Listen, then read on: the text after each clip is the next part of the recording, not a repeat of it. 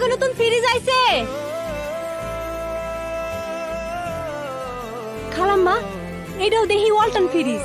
হ্যাঁ, এটাও ওয়ালটন ফ্রিজ, তবে আগের চাইতে আরো বড়, আরো আধুনিক।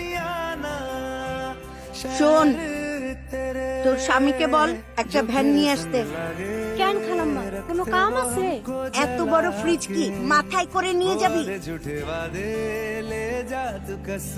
মানে শোন, এই ফ্রিজটা যেদিন কিনি তুই সেদিনও বলেছিলি আমাকে ফ্রিজ আইসা পড়ছে। নিজেদের জিনিস নিজেদের মধ্যে টাকা দিয়ে বিক্রি হয় নাকি পাগলি?